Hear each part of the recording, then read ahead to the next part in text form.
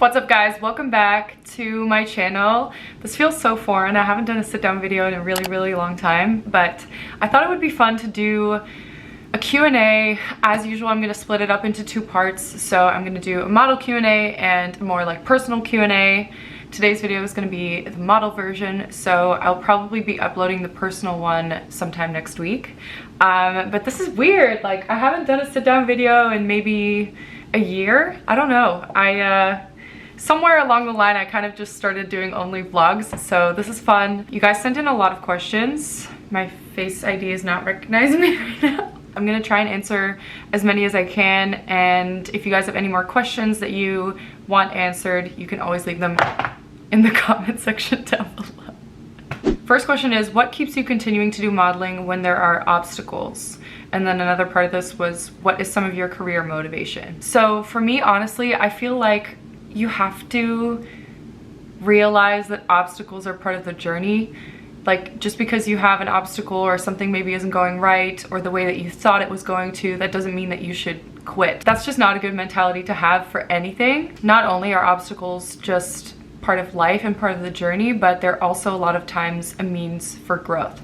So I just always try to remember that when something isn't going right or I'm facing a specific challenge, that a lot of the times it's pushing me to become a better model, become a better person, or to just grow in whatever area that I'm facing the obstacle in. So if you can change the way you look at the obstacle and change the way you look at the scenario, a lot of the times you can help yourself through the situation. Do you think in the next few years we're going to see major body diversity changes in high fashion?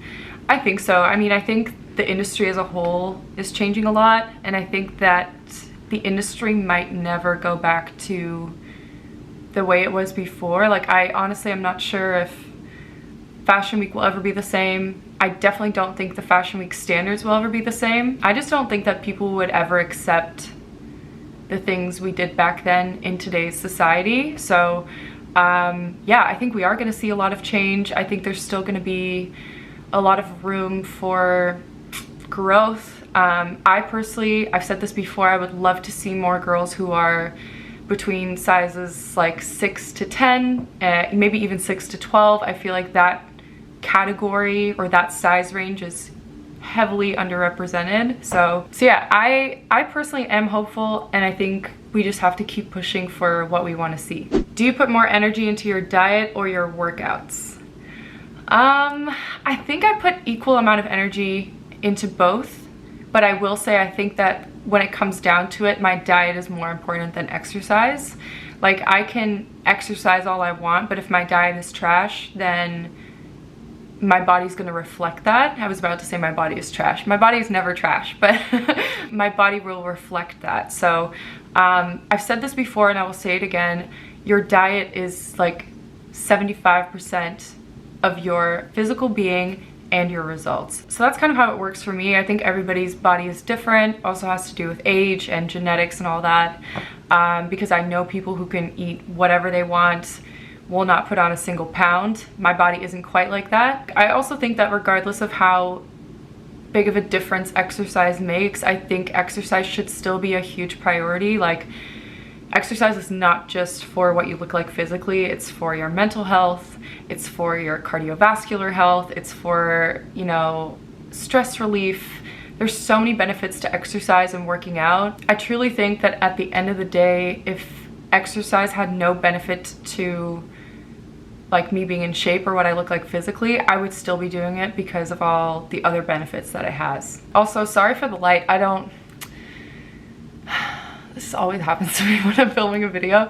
The light goes in and out. I'm using a ring light even to like combat this, but it's just, it is what it is. Do you experience feelings of insecurity over not having a certain body type? I think I used to. I mean, I know that I used to because there was a time when I didn't feel as good within my own body or within my own shape. There was also a time where I was not working as much and I was still like starting my career in New York. So I think, yeah, I was comparing myself and I maybe felt insecure about not having like the body of the girls who were so successful. I do not feel that way anymore. I've never felt more happy within my own body, my own skin. And I think I think a big part of what changed this for me is like accepting my role within the industry. I'm gonna try and explain this in the best way that I possibly can. I guess somewhere down the line, I just started accepting me for me, which everybody should do as soon as possible. But like, this is what I look like, you know what I mean? And this is something that I cannot and will not change. So I have a commercial face. I am the girl next door. I'm not the high fashion model. I'm not the runway model.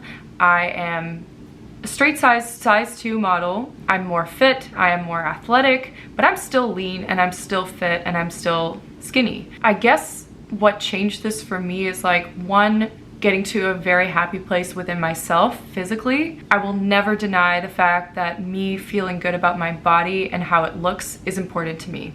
It just is. And the second thing is just accepting me for who I am and accepting my place within the industry and what clients are gonna book me, what clients are not gonna book me, you know what I mean? So I think acceptance has a lot to do with that, and probably also just age and maturity. Like, eventually you get to a place where you are working consistently, you're happy, you maybe start to like expand your horizons and start working on like passion projects, and then all of that stuff kind of goes away because your value comes from other things, if that makes sense. So I don't know if that's really a good answer, and I don't know if it's helpful necessarily, but I can say that when you're younger, everything seems worse, and as you get older and you appreciate and accept yourself, everything gets better. Okay, this question kind of goes hand in hand with that. How do you deal with comparison, and does other models' success make you feel less? No. Seeing other girls book jobs and be successful does not make me feel less about myself, because I don't know. When you're in the industry long enough, you just know that nothing is really what it seems. Like, if girls are working, then that's great, but also like, you just never know how it really is, how much money they're really making. Like, and even if they are like, you know, doing those big jobs and doing the dream jobs, like, you should always be happy for someone else, because if you cannot be happy for someone else, you will never bring that into your life, and those kind of jobs or those aspirations will never come to you. So regardless of whether it's actually happening, you should always be happy for another person. But to go back to the actual question and like to comparison in specific, I think it's super important to focus as much on yourself and as little on other people. And that's when you just, I don't know, that's when things change, and that's when you're also just happier. Because again, like, you just truly never know what's happening in someone's life, how much money they're really making, how much they're actually working. Like, you just never know. It's hard. Like, that's just part of the industry, and you have to like accept that sometimes it's going to be slower for you and it's busier for others, and vice versa. And I guess like when you're in the industry long enough, again, it's all about experience, but you'll notice that work always comes back and it's all just kind of like it's like a roller coaster. It's like a wave, and you ride the wave and you try and be happy for people, and you're grateful when work comes around. And that's just kind of the best way to deal with that, and to always just continue like improving yourself and spending your free time wisely and spending your money wisely, and then ultimately you shouldn't really have anything to worry about. Okay, let's skip to a lighter question. How do you keep your hair healthy for modeling? This is a good question. I feel very lucky with my hair. It always gets caught in these buttons. I have a lot of hair. It's very deceiving. People don't really realize how much hair I have until I am in the hair and makeup chair and they try and like style it, and it takes 2 hours. But yeah, I'm very lucky in the hair and skin department. I honestly don't really have to do very much. I think that diet and healthy lifestyle has a lot to do with it. I personally try not to wash it that much. You guys know that I like alternate shampoo washes and conditioner washes, so I end up only washing my hair like twice a week. I don't style it very much when I'm not working, and then other than that, I just kind of live my life. There was another question on here that was about, oh yeah, do you regularly get facials, manicures, pedicures? If yes, what's your go-to? I don't really get facials very often, maybe once a year, if that. I used to go once a year in Canada, but my facialist actually ended up passing away a few years ago, which is really sad. But ever since then, I just have not really done many facials. I did one like 6 months ago maybe. Also, again, like I'm very lucky to have good skin, and I think that my like skincare routine and the products that I use keep my skin very good and healthy. So I don't necessarily need them very often, but once a year or so I like to just get something done and just get like a nice hydrofacial or get a nice microdermabrasion. And then for manicures and pedicures, I'm the most ticklish person in the world. I cannot do pedicures for the life of me, so I only do them when I have to, which is maybe like every, I don't know, it kind of depends. Like sometimes jobs will make you get them, so I have to, but there's also periods of time where I don't go for like 3 or 4 months. So pedicures I try to stay away from, and then manicures I will do sometimes once a week, sometimes once a month. I have gel on right now, which I desperately need to get redone. This is 2 weeks, by the way. I'm super proud of my nails. So yeah, that's kind of my like maintenance routine. I don't spend that much money on like hair, skin, nails. I mean, I get my color done every 2 months, and then I buy my skincare products like whenever they expire or whenever they run out. But that's it. That's all I do. Very low maintenance person. What are your expectations to modeling in Miami, and are you going to live there from now on? So I thought I would touch on this because I got a lot of messages from people thinking that I'm moving to Miami now. In case you guys missed it, I just got signed to Wilhelmina, Miami. Super happy.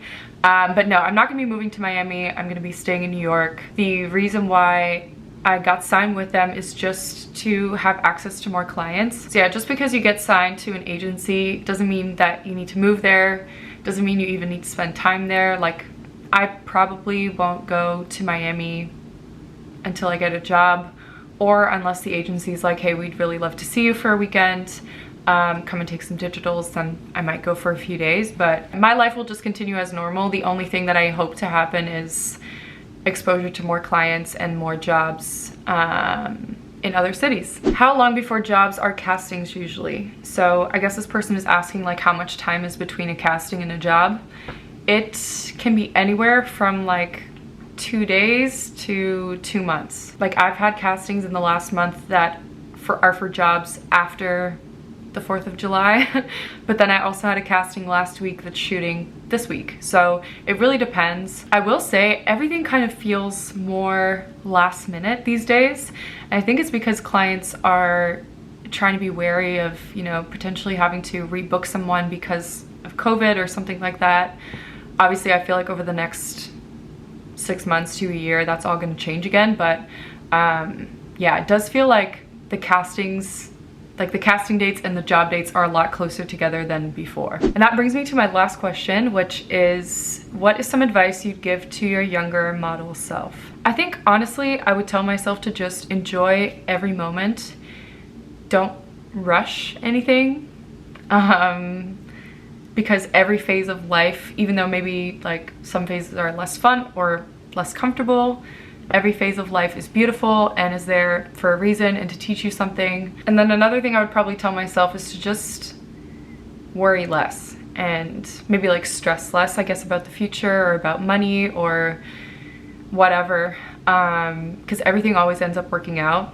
Unfortunately, it's one of those things that's like, in hindsight you can say that, but it's definitely something that I've realized over the last few years and that I kind of just remind myself of a lot now, because it's true, like everything ends up working out, and like if it hasn't worked out yet, then it's not the end. So thank you guys so much for watching this Q&A. I hope you guys enjoyed it. Again, stay tuned for the personal Q&A coming next week, and some vlogs and some fun summer videos that I'm really excited to share with you guys. So give this video a thumbs up if you enjoyed it. Don't forget to subscribe if you're new, and I will see you guys in the next one. Mwah!